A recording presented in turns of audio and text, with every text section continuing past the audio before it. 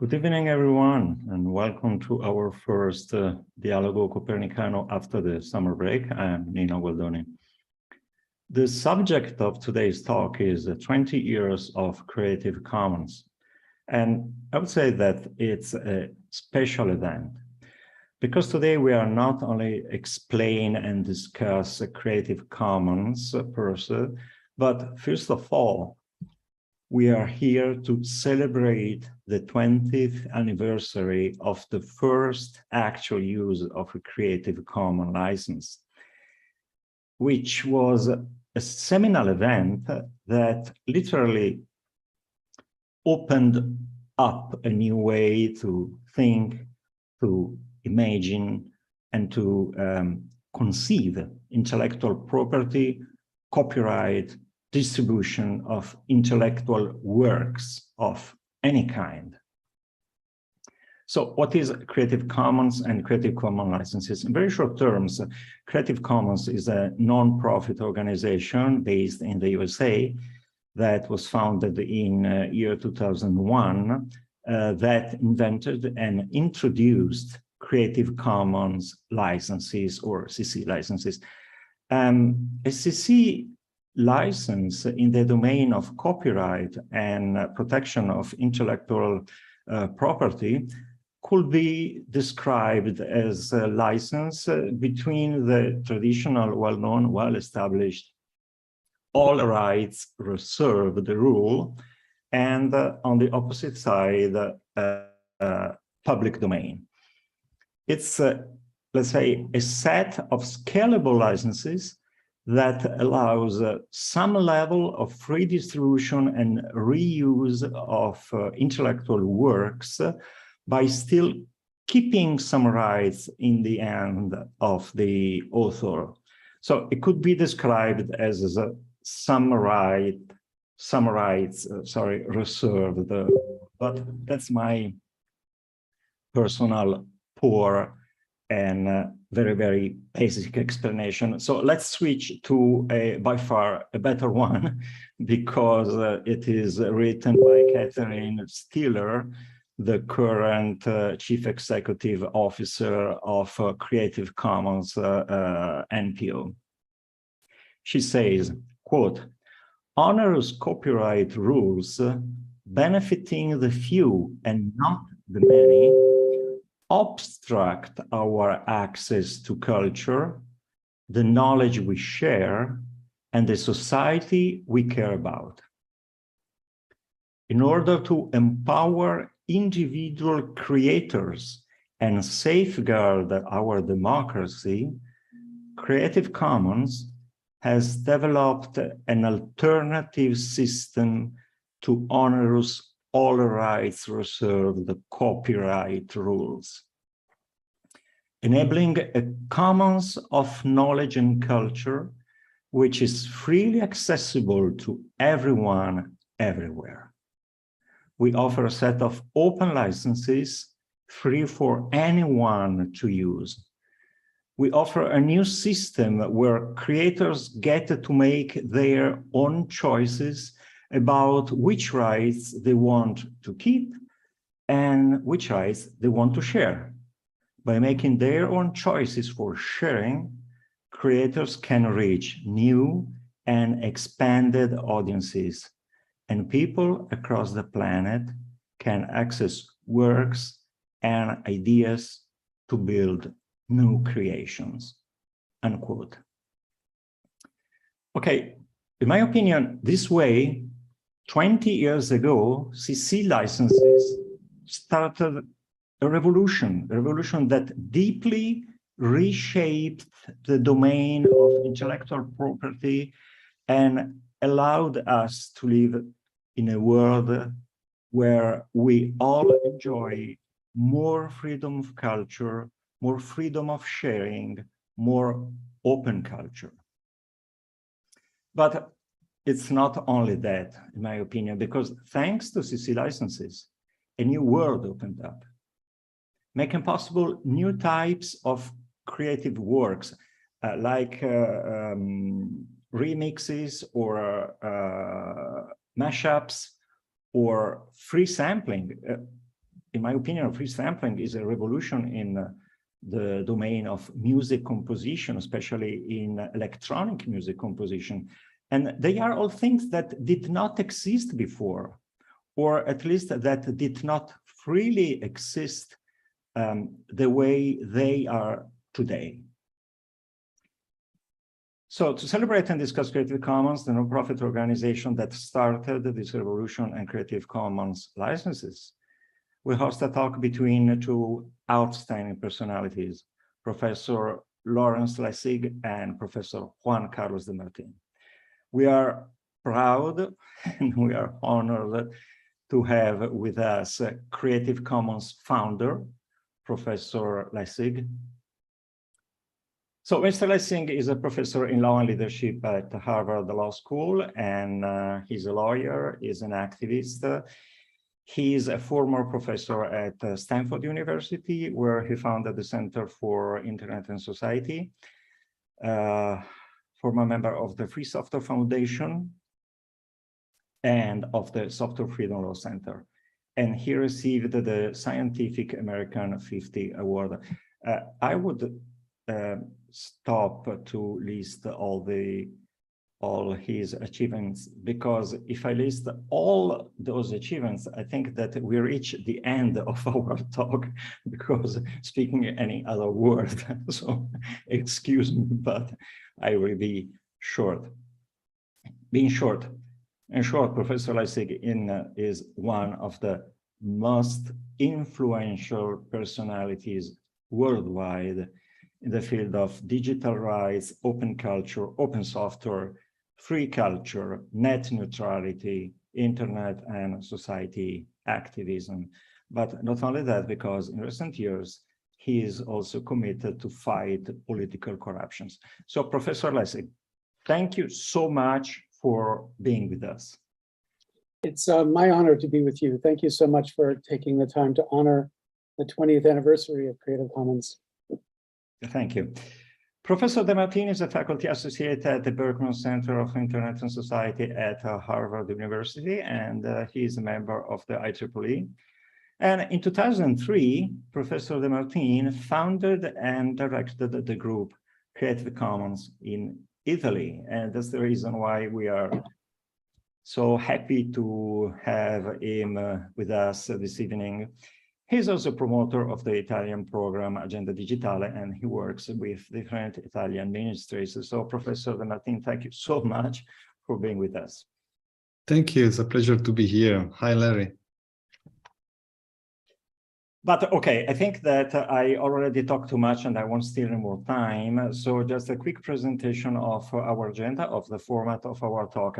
We start with a question to both our guests.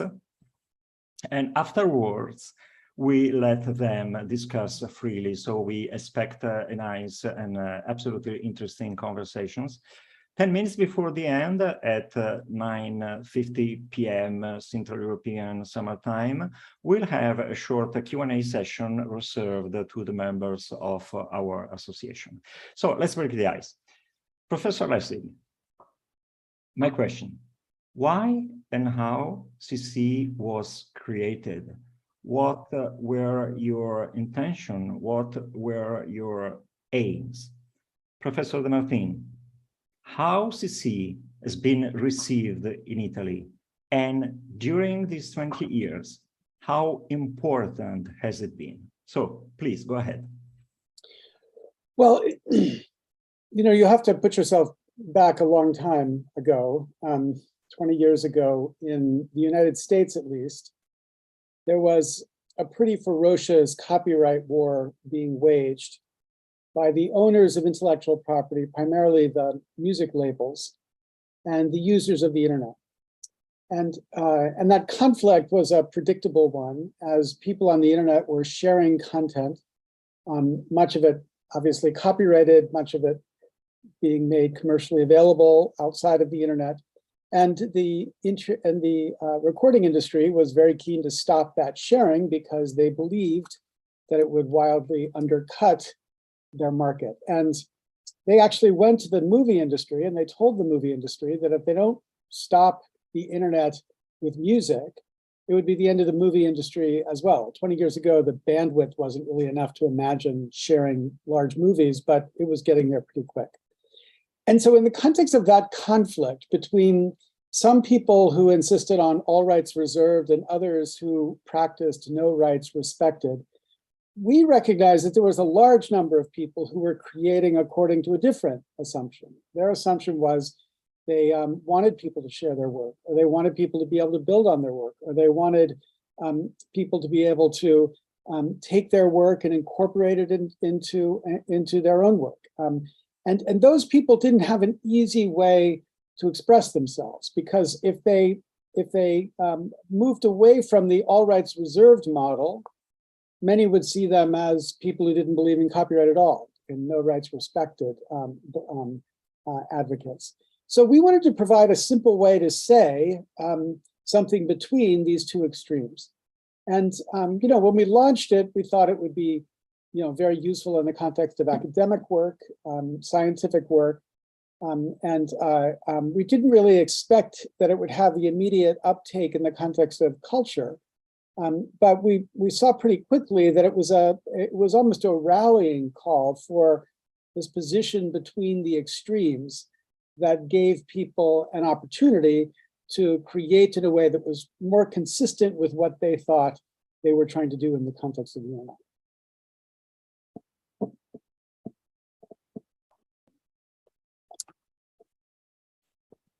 Looking from the point of view of Italy, okay, let's go back to those days, 20 years ago. Now it's a long time ago, and it was actually a pretty interesting time in Europe, in the sense that there was maybe for the first time a Europe-wide movement of people interested in shaping or trying to influence the evolution of the digital revolution.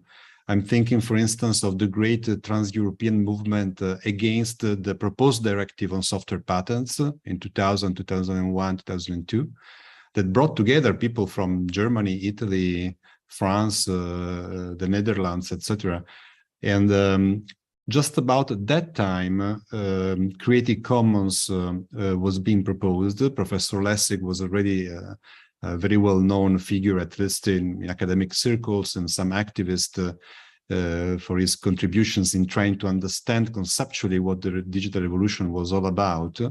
And so when Creative Commons was proposed, I remember quite clearly that it was as if a number of people, including myself, and let's be clear here, I'm just an infantry soldier in a movement that was conceived and led by General Lessig and others.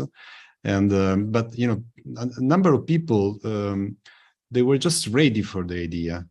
They just grasped the idea immediately, and because it was like in the air, in a sense. And therefore, in Italy, but also in other countries in Europe and also worldwide, we just seized this opportunity to make a contribution. And the contribution was actually a pretty technical one on the surface, which is to adapt the Creative Commons licenses to national legislations. So it looked like pretty much a lawyerly kind of a contribution.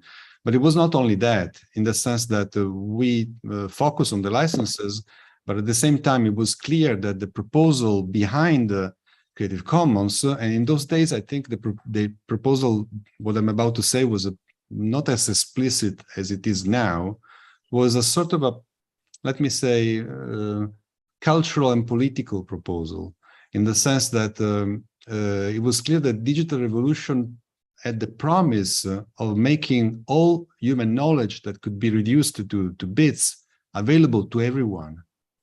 And this promise was a utopia that was feasible. It was possible to actually make all human knowledge available to all human beings. It was like a age-old utopia that was about to become true in principle.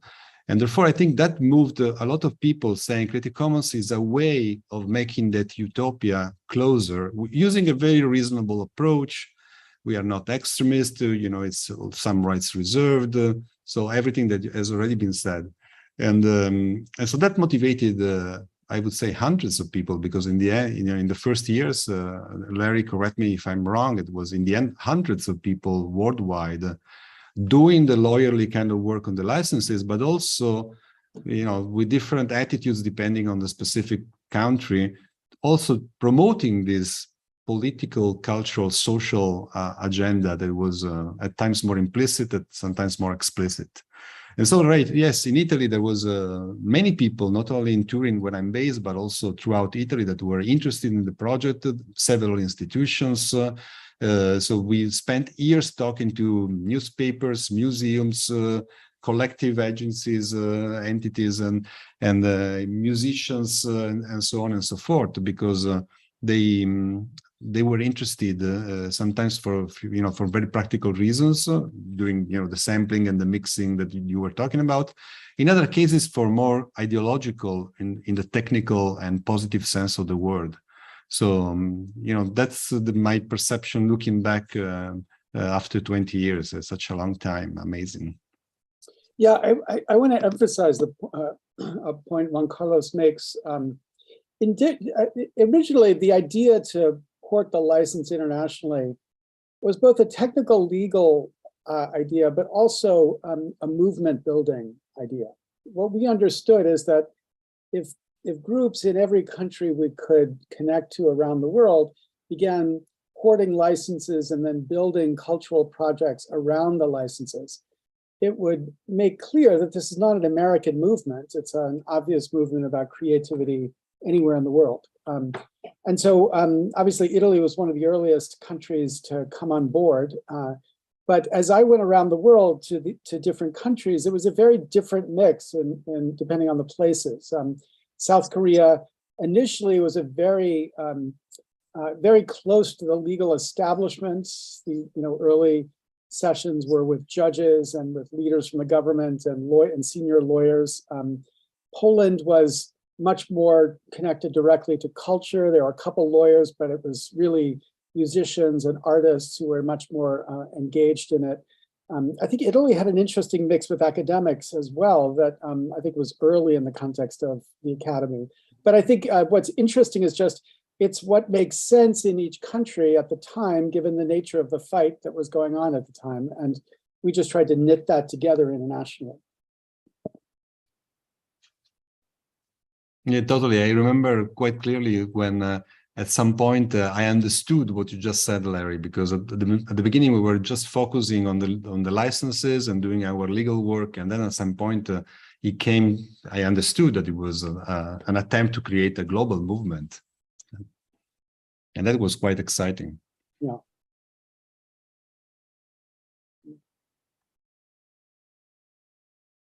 We can go on for hours. You have to moderate us, otherwise we will never stop.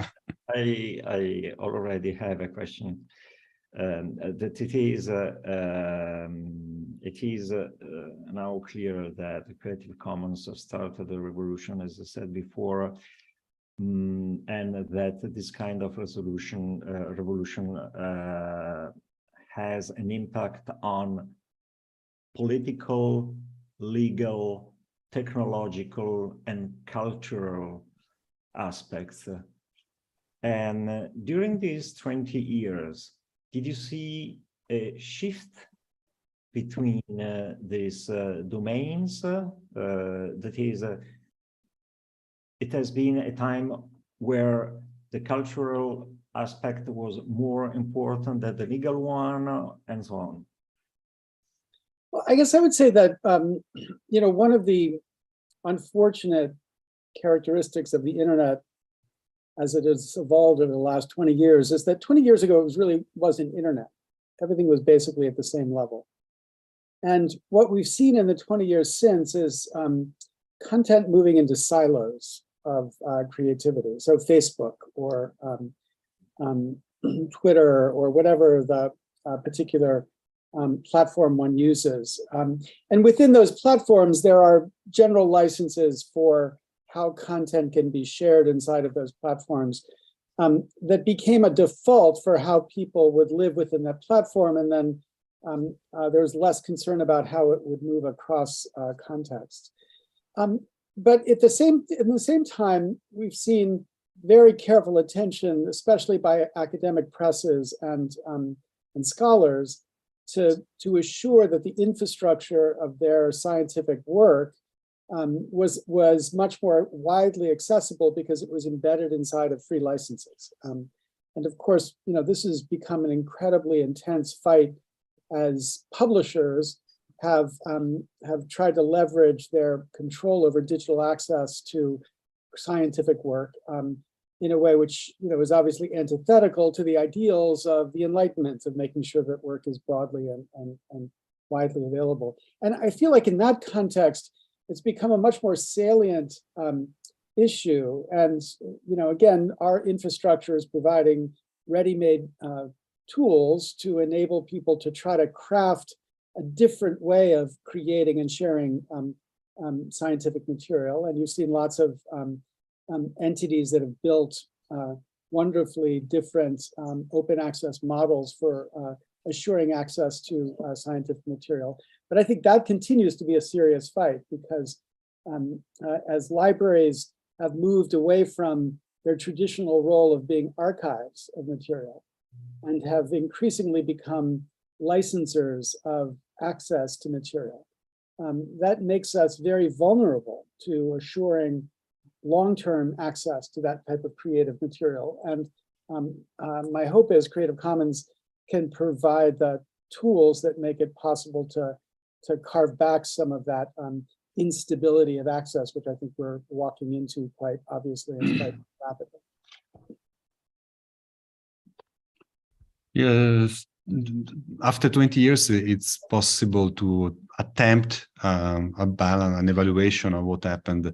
And we have to be frank, in the sense trying to be honest about what we actually achieved, and also to be honest about what we did not achieve.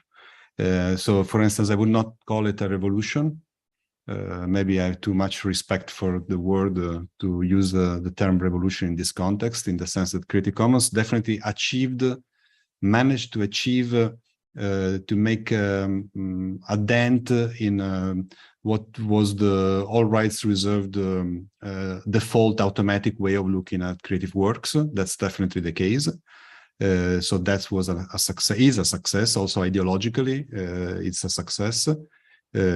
We, some of us, for instance, in the Communia project, on the public domain thematic network that I coordinated 10 years ago or more, we managed to pass the message that copyright is the exception and public domain is the rule, which is a reversal of the common sense regarding copyright.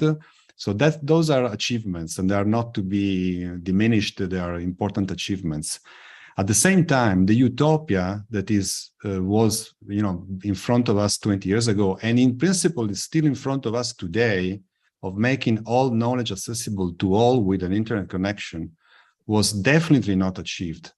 And we should pose collectively, even though now we have maybe more serious problem with climate change, war, and all that, but we have to ask ourselves what our countries, Europe, Northern America, etc., we have lost for not making culture much more widely available.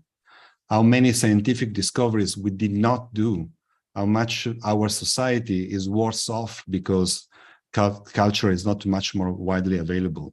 So that definitely we did not achieve. And in some regards, and Larry was saying that in some regards, copyright has become even more closely guarded.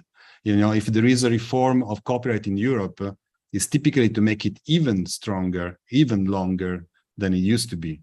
So in that regard, we have to be honest and recognize that the balance of forces were completely, and they are still completely against us. So we have to be proud of what we achieved. Is not insignificant by a long margin, but at the same time, the broader battlefield, we definitely were weak, and we are still definitely very weak. And that doesn't mean we have to, stop fighting or stop arguing. We still have to say the digital technology in principle makes possible certain things, and we are renouncing for the benefit of a few. And that has to be said and said and said, and Larry Lessig has said it so many times. Yeah, I agree with that. And I would agree. I think the way I would characterize the success is to make it obvious to a wider world that there's not just one side in the copyright debate, or there's not just one culture of creativity we have to worry about in the copyright debate. But there's at least two. There's a commercial model of creativity, which tends to dominate legislators' attention when it comes to copyright, as if the only question is how do we make sure that publishers of new novels or movies can be guaranteed secure access to the revenues that their creativity have produced. That's an important question, and I don't think anybody should minimize the need to assure a system that guarantees that artists get compensated in the commercial space for their creativity. But just as important, in my view, and in some ways even more important, is to produce an ecology that can support the non-commercial or the archival or the scientific or even just purely sharing culture half of copyright.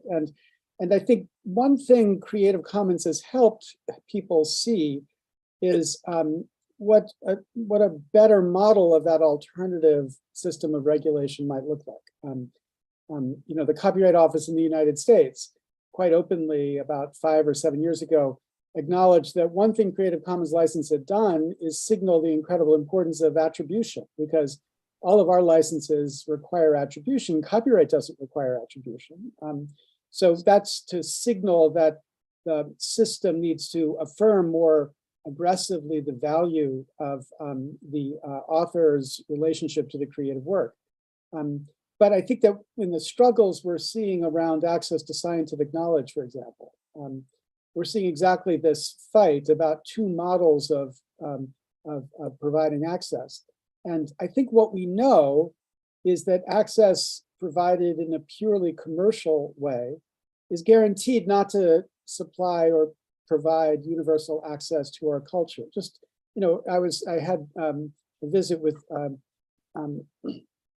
Brewster Kahle, who's the founder of the Internet Archive, just this week.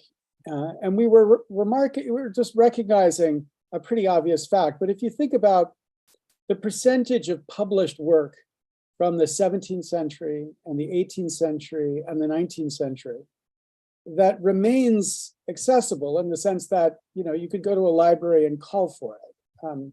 Not that everybody has it on their shelf, but it's at least still part of our culture. We can still go back to it and get access to it. And by published, I just mean made available to the public, like whatever form that might have been done. It's probably 90 to 95% of that, the published work is in some form accessible.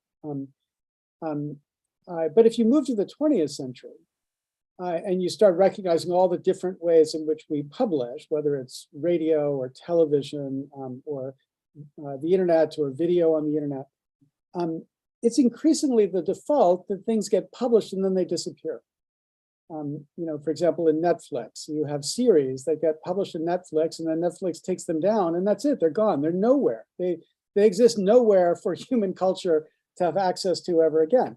And this kind of brings out a basic quid pro quo that copyright always historically, at least in the American tradition, has insisted upon, which is if we're going to give you the monopoly of a copyright, you at least have to assure that we have access to your work. So initially you had to deposit copies of your work in order to get the copyright.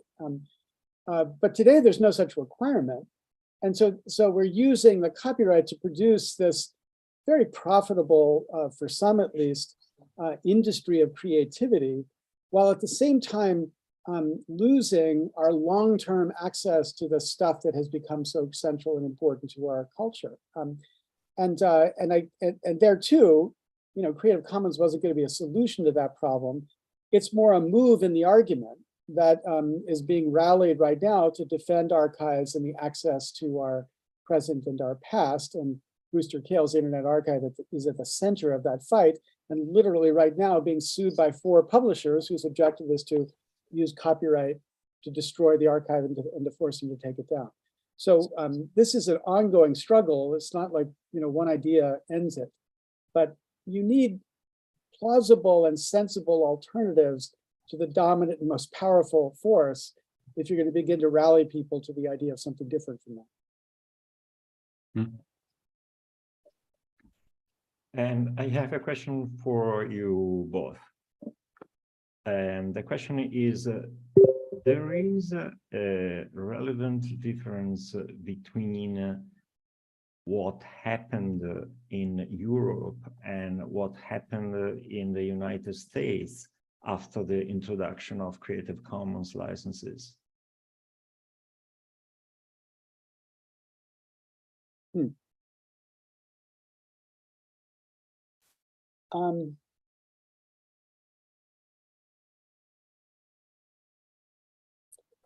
I think that I don't know the answer to that question.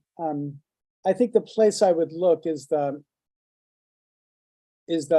dynamic of the engagement at the policy level that was different in the two contexts. I think collecting rights societies were more important to the debate in Europe than they were in the United States. Industry organizations were central to the debate in the United States. And I think, we saw a lot of innovation around modes of publishing here that would facilitate open access to scientific knowledge. And I think that, as Juan Carlos was describing, very quickly there was a kind of Empire Strikes Back dynamic in Europe among copyright holders who I think mistakenly conceived of providing infrastructure like this as contrary to the ideas or the objectives of authors. But I don't know, I'm not in a position to have a good comparative sense of the evolution or the difference in the cultural acceptance between the two. Neither do I. Okay. When I read the description of the Creative Commons license written by Mrs. Catherine Stiller, there is one point that really impressed me. And that point is where Mrs. Stiller says that Creative Commons has the aim to, quote, empower individual creators, that's okay, and safeguard our democracy. That's a very big and very important statement. I mean, especially during these times where many peoples are asking themselves if democracy is in danger. So my question is, in which sense, in which concrete way could the Creative Commons empower and safeguard our democracy, at least the Western democracy? Well, again, I think as Juan Carlos was suggesting, nobody would think of Creative Commons as the solution to the problems at least the American democracy is facing. Indeed, since 2007, my focus has not been in the area of copyright. It's been solely in the area of addressing what I think is the corruption of our democracy.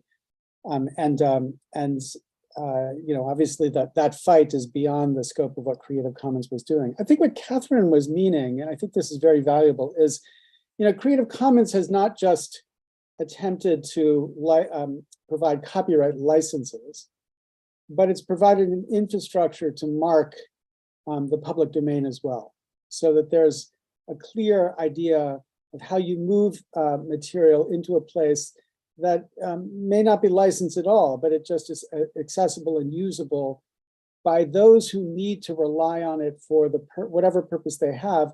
And many rely on the material that's now within the CC0 public domain mark in the context of questions around governance and questions about how the government functions. So this becomes a simple path to moving material from the government into a more accessible place, becomes a common framework for allowing archives to collect and manipulate and make accessible in a more usable way these data. And I think that that's certainly a resource, a necessary resource in the fight.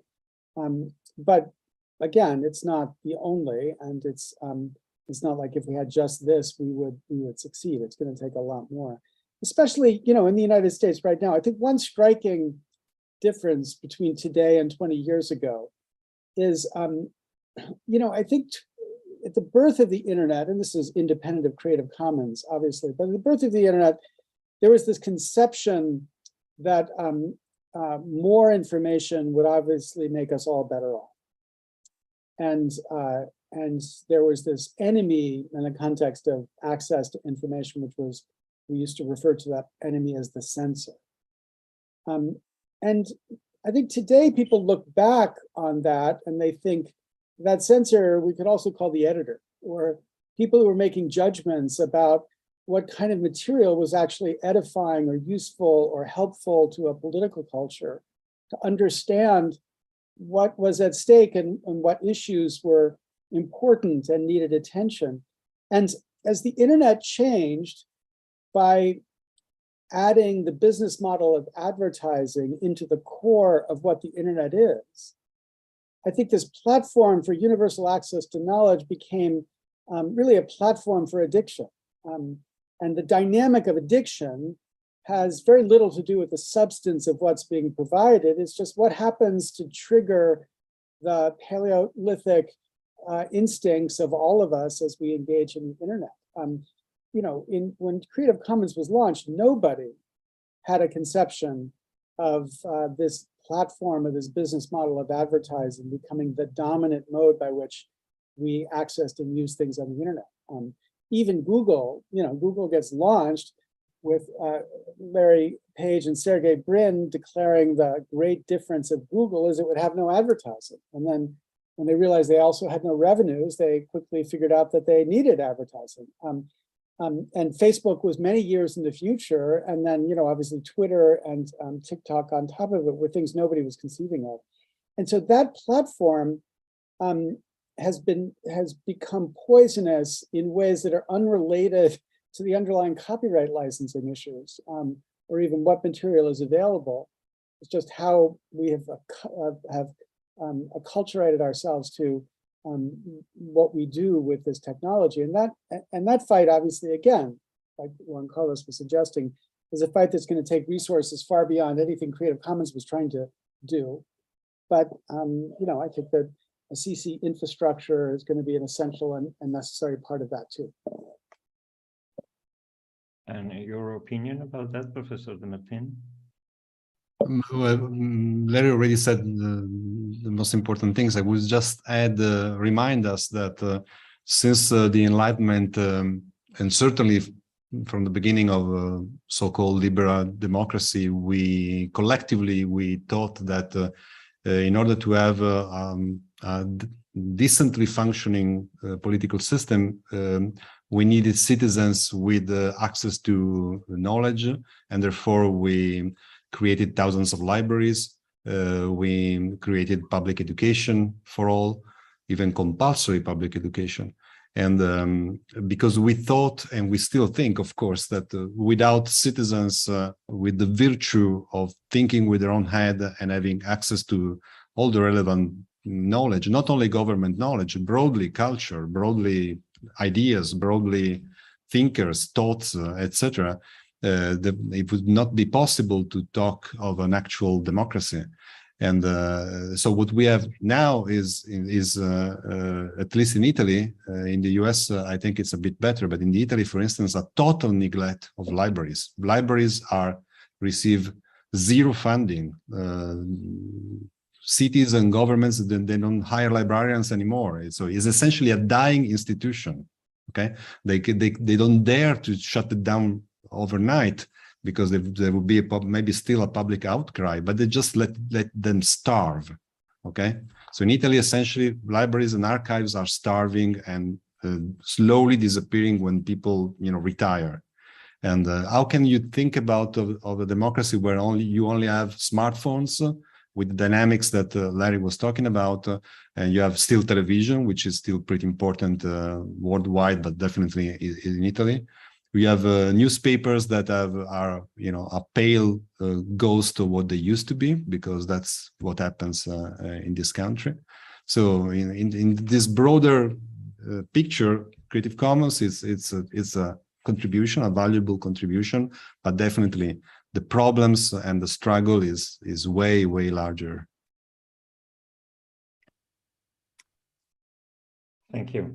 So I think that we could start our question and answer session. We have a question presented by our president, Lessig, and she asked, do you have an estimate of the market value of the CC contractual agreements made these 20 years? I wish we did. The nature of CC licenses is that they're not necessarily registered. So we have no, central registry of who has licensed what. For a period of time, we were collecting statistics about total quantity of things licensed. And, when we went over 1 billion objects, it just seemed like didn't make much sense to try to continue to estimate it. But if I were, to try to think practically about how to do that, I would first start in the open access scientific context and just compare the value of the material that's accessible globally for free with the same material accessible only in the context of proprietary journals. And that alone would be an enormously significant number. But I don't think any of us have thought we had time to stop and to count. We're just still pushing to get as much as we can into the field.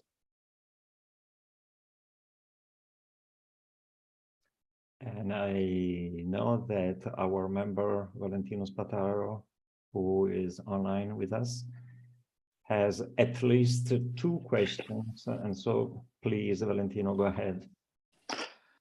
Hi, it's such a pleasure to meet you. I follow your works in all these years. I came from Fidonet, so I'm the old I have the old vision of telecommunications. The first question is, Creative Commons now are solid licenses. But do you think that developers can support in every way these licenses better? It was possible to do something more, and what we can do as developers to let share not only the contents, but giving the tools to let the people understand that they can share, remix, reuse, and so on. This is the first one. The second is very short, but probably is it's much more difficult. Do you think it's arrived the time of privacy commons? Thank you. Yeah, with respect to the first, absolutely. I think I've been inside of the Creative Commons family a constant critic of the failure to continue to innovate effectively in the development of tools to integrate the infrastructure in a wider, easier way.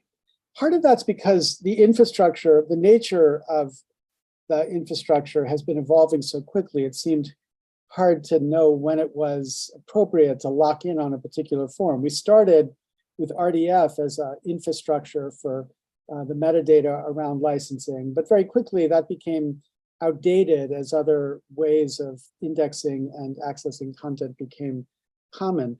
I'm optimistic now that you've got many companies in the business of facilitating essentially fingerprints of content that could easily be linked to licensing information, so that as you spread the content on the web, you don't need to have the license run with the content.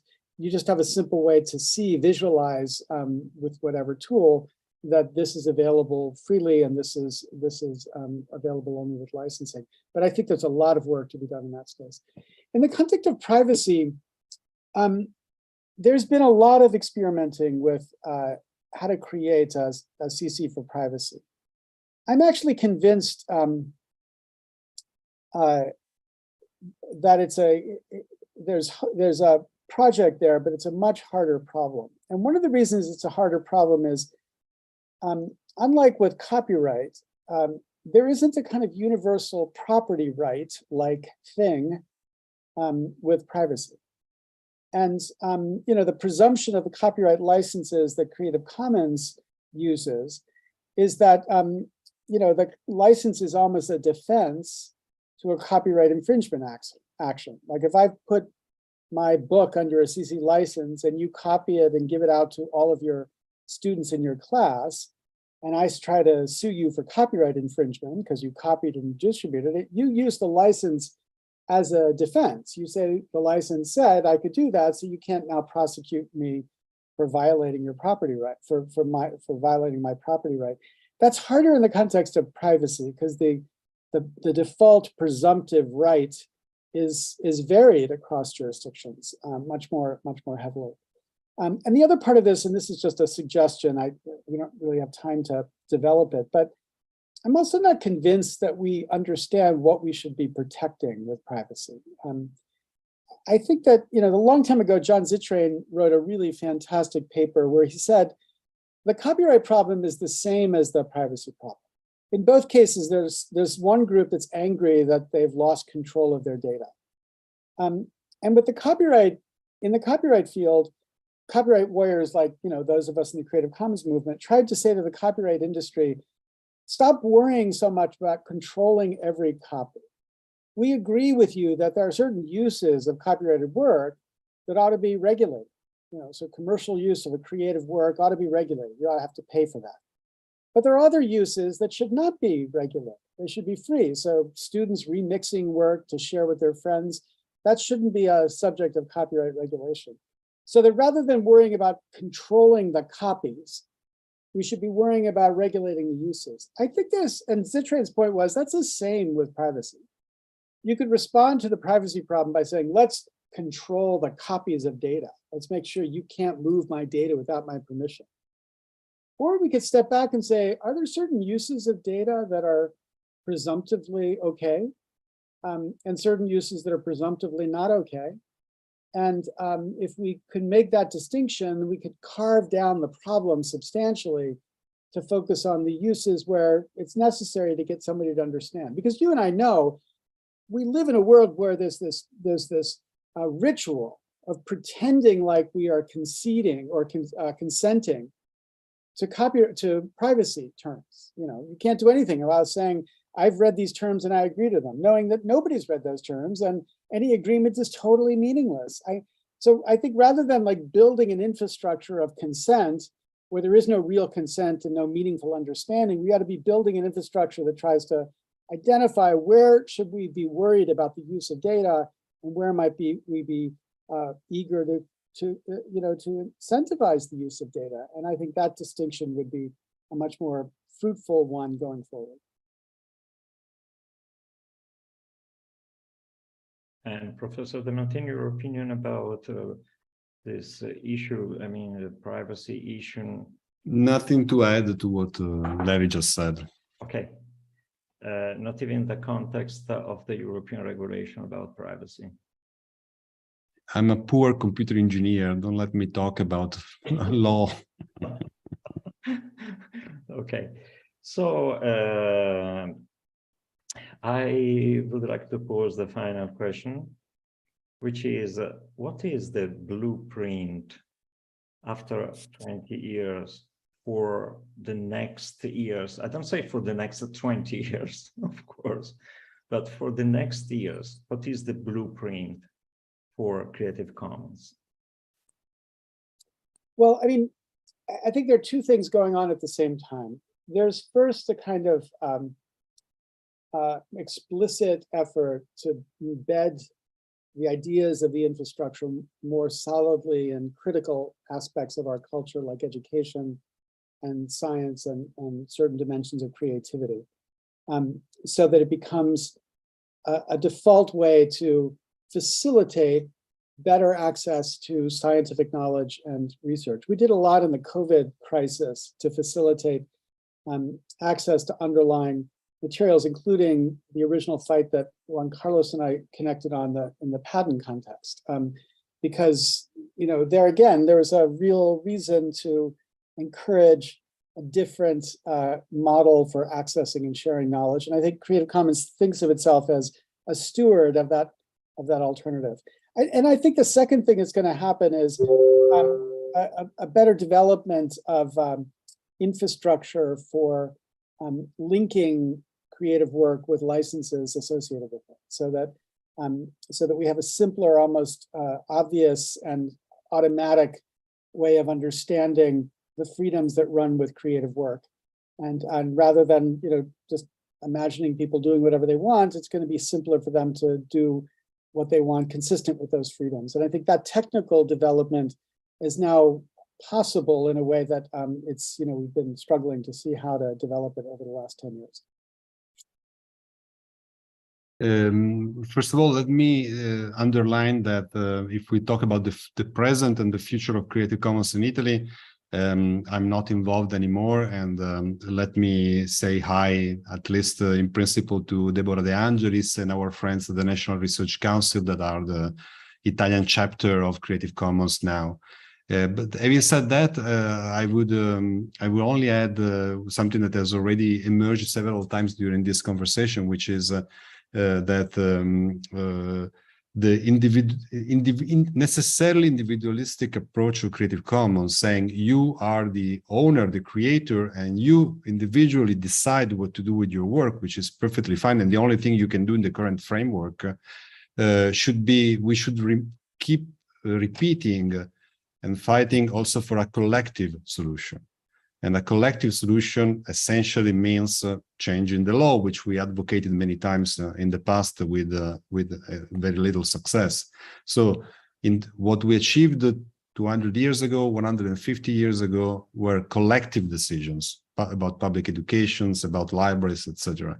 So we have to keep reminding ourselves that for the interest of the collectivity, our own societies, we should take the collective decision of doing something that, like Professor Lessig just mentioned before, that you could very simply with 2 lines say that if you want the all rights reserved approach, you just have to apply for it. Like Marco Ricolfi, my dear friend, made the proposal of copyright 2.0, which essentially was that you want the full protection of the law, just ask for it. Otherwise, you have a much freer way of sharing your work by default.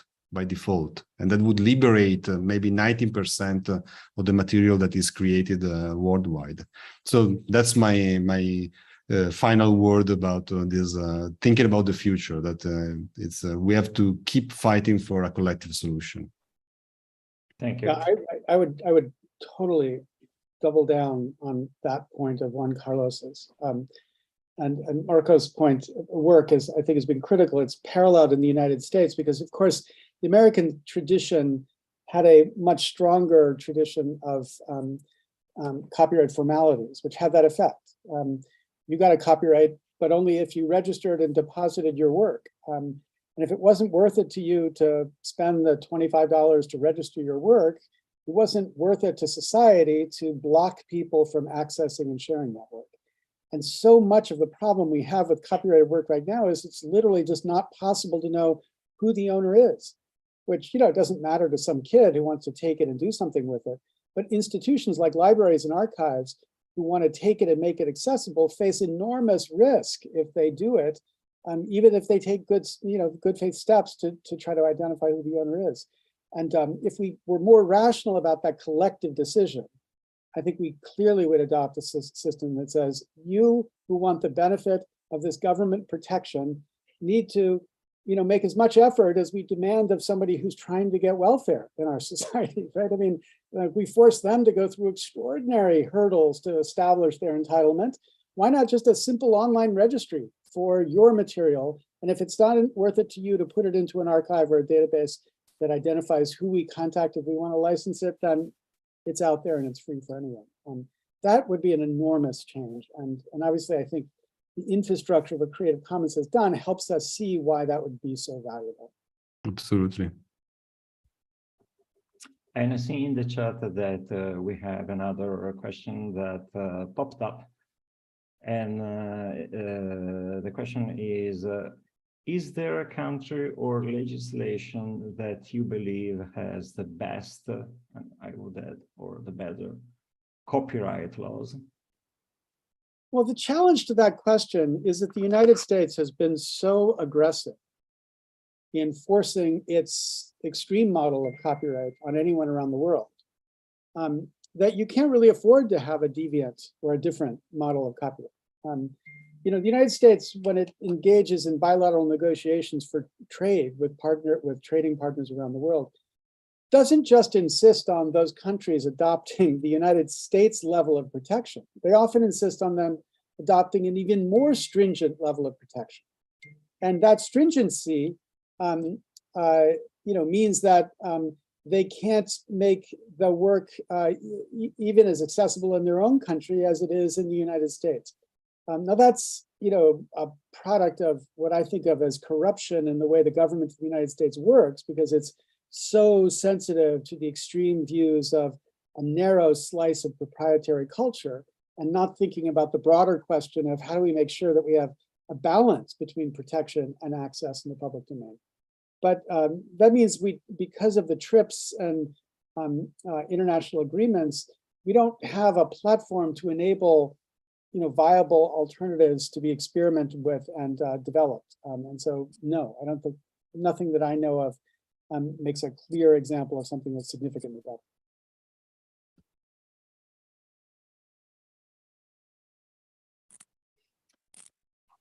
So, okay, I think that we are approaching the end of our talk, and I would like to remember just a few things. The first is that Creative Commons has a really great podcast called Open Minds, and I invite our audience to listen to it. And the second is that it's possible to make a donation to Creative Commons. The fundraising campaign is called Better Sharing, Brighter Future, which is a declaration of a very clear, laid out program. So please consider to donate. Just open Creative Commons website, creativecommons.org, and you'll find every info you need to make your donation. And so once again, Professor Lessig and Professor De Martin, it's been such a great pleasure to have you with us. Thank you, thank you, thank you very much. And just one little question. Is it possible for you both to stay with us after the end of our talk? Just for a minute, unfortunately, I have another meeting that I'm supposed to be standing in right this second, so I'm kind of constrained on this end. Okay, thank you anyway. So, thank you very much. And Thank you. it has been really a pleasure to have you with us, and to our audience, please follow us, keep in touch. Ciao.